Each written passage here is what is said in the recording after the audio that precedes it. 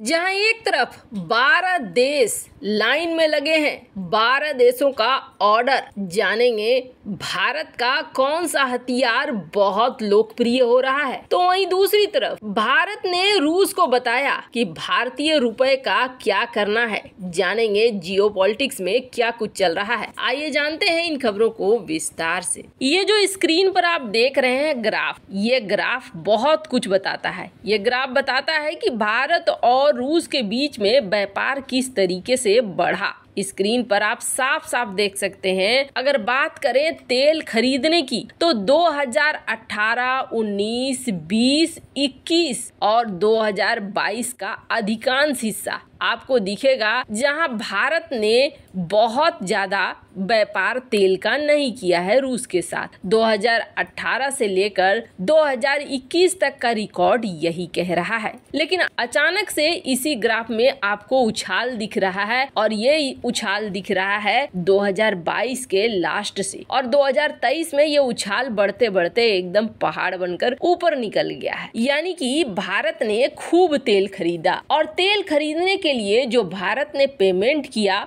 वो पेमेंट था रुपए में। रुपए में पेमेंट जमा होता चला गया। करीब 147 बिलियन डॉलर मूल्य के रुपए जमा हो गए हैं। आपको बता दें, कहा जा रहा है कि हर महीने 1 से 2 बिलियन और ज्यादा बढ़ जा रहे हैं। रूसी विदेश मंत्री जब भारत आए थे तब उन्होंने कहा था कि ये एक बड़ी प्रॉब्लम हो गई है कि हम रुपए को कहां सेटल करें। हमारे पास बहुत ज्यादा भारतीय रुपए जमा हो चुके हैं, लेकिन इन रुपयों को हम इस्तेमाल नहीं कर पा रहे हैं। हम इनका इस्तेमाल कहां करें। 147 बिलियन डॉलर मूल्य के रुपए एक बहुत बड़ा नंबर है। आपको बता दें, रूपी रूबल को लेकर दोनों देशों के बीच में बातचीत भी हो रही थी, लेकिन रूपी रूबल का ये मैकेनिज्म काम नहीं कर रहा है, जिसके बाद खुद रूसी राजदूत ने ये कहा कि हमें कोई दूसरा उपाय निकालना होगा ताकि हम यहाँ पर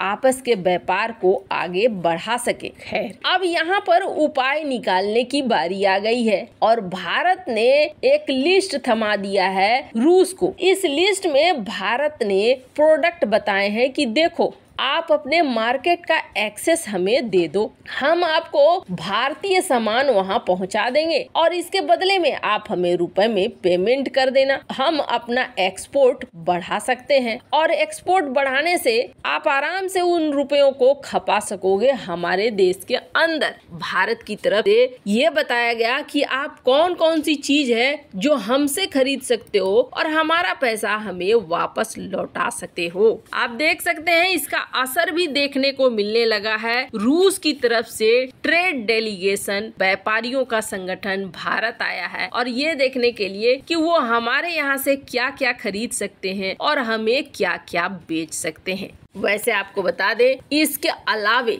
ये भी कहा गया रूस को कि आपके पास जो ज्यादा पैसा आ गया है हमारा, उसका आप एक बड़ा हिस्सा हमारे कंपनी, हमारे स्कीम में भी आप लगा सकते हो। अब भारत ने रूस को सारे रास्ते तो गिना दिए कि आप उस पैसे का क्या कर सकते हो, पर अब निर्भर करता है कि रूस इसके बारे में क्या निर्णय लेता है। क्या रूस सचमुच में चाहता है भारत के साथ और लंबा व्यापार करना, या फिर चाइना के दबाव में आ जाता है। वैसे आपको बता दें, रूस और भारत की जॉइंट वेंचर है वंदे भारत ट्रेन। यानी यहाँ पर बहुत सारे ऐसे कंपोनेंट हैं जिसको रूस की तरफ से भारत को दिया जाता है, लेकिन अभी ये प्रोग्राम भी मुश्किल में पड़ गया है। वंदे भारत में लगने वाले स्पेयर पार्ट्स न सिर्फ रूस बल्कि दुनिया के कई देशों से आते थे, लेकिन अब ये चूंकि जॉइंट वेंचर है तो इसे लेकर दुनिया के कई देशों ने ये कहना शुरू कर दिया है कि रूस के ऊपर प्रतिबंध लगे हुए हैं और इस प्रतिबंध की वजह से हम वंदे भारत को स्पेयर पार्ट्स नहीं दे सकते हैं।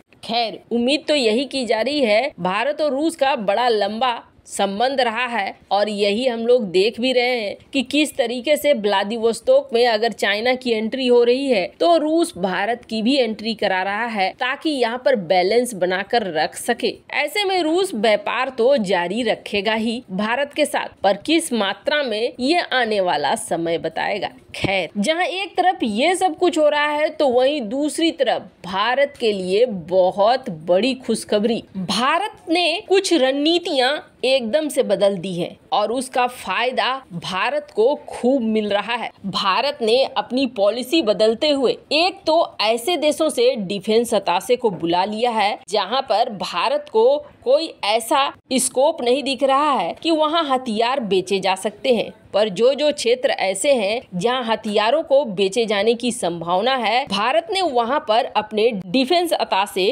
नियुक्त किए हैं। इसके अलावे भारत दुनिया भर की प्रदर्शनी में अपने हथियारों को भी सामने रख रहा है। 2022 में समझ लीजिए कि जैसे भारत के लिए खजाने का द्वार ही खोल दिया। पहला ऑर्डर ब्रह्मोस का हमें मिला फिलीपींस से और इस ऑर्डर ने इस तरीके का धमाल मचा दिया कि एक तो बहुत सारे देशों से भारत को एक हथियार एक्सपोर्ट करने वाले देश के रूप में देखने लगे और आपको बता दें इसका फल अब सामने नजर आ रहा है। ब्रह्मोस एरोस्पेस के डायरेक्टर हैं अतुल दिनकर राणे। ये शुक्रवार को एक इंडस्ट्री मीट में पहुंचे थे और यहाँ इन्होंने जो खुलासा किया वो खुलासा बहुत बड़ा धमाल मचा रहा है, क्योंकि इन्होंने कहा कि 2001 से जब हमने पहला फ्लाइट ट्रायल किया था और आज सब कुछ बदल चुका है। आज ब्रह्मोस मिसाइल हमारे देश की सेना के पास है। इसके अलावे हमारा